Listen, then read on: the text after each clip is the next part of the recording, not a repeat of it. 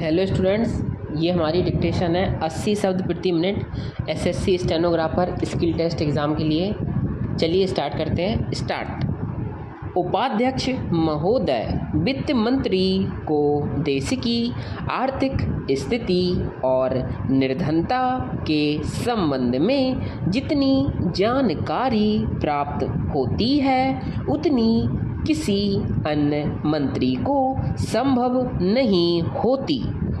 Budget बनाते समय वैसे तो बजट में आय व्यय का ब्यौरा होता ही है, लेकिन मूल रूप में देश की आर्थिक नीतियों में किस प्रकार का परिवर्तन हो तथा किस मार्ग पर वह देश को चलाना चाहते हैं, सरकार का लक्ष्य क्या है, इन सब नीतियों का बजट में विवरण होता है।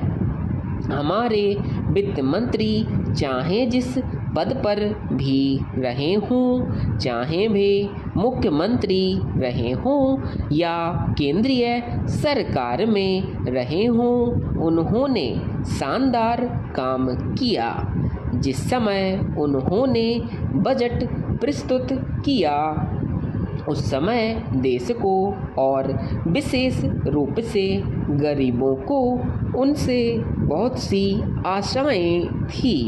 देश में लगभग 6 लाख गांव हैं। उनमें जो बेरोजगारी है, गरीबी है, उसके संबंध में देश की जनता को उनसे बड़ी आशाएं थीं और जनता देखना चाहती थी कि इस अवसर पर सरकारी नीतियों के द्वारा देश का वो क्या मार्गदर्शन देना चाहते हैं। इस दृष्टि से 3 महत्वपूर्ण बातें इस देश के सामने थीं। देश का आर्थिक विकास तेजी से हो, अधिक लोगों को काम मिल सके और मूल्यों में स्थिरता आए।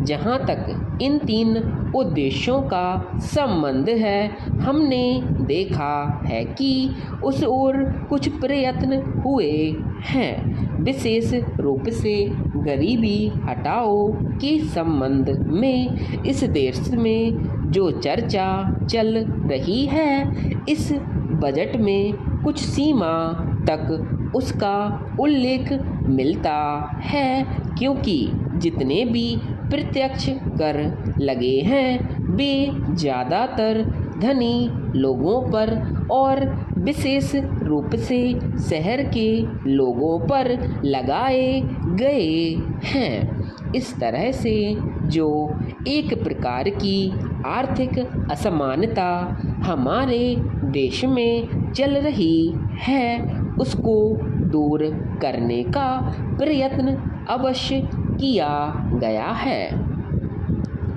लगभग 5 दशक पूर्व जब हमारा देश स्वतंत्र हुआ था, उस समय देश में जितने सरकारी कर्मचारी थे वे ऐसा समझ बैठे थे कि अब तक देश में जिस तरह से अंग्रेज़ों का प्रशासन चल रहा था उस तरह से काम नहीं चलेगा, क्योंकि कांग्रेस के जो नए लोग आए थे, जो मंत्री बने थे, वे लोग धन के मामले में त्यागी आदमी हैं। धन से उनको मोह नहीं है, लेकिन बाद में उन्होंने देखा कि हमारे मंत्री लोग भी उसी तरह से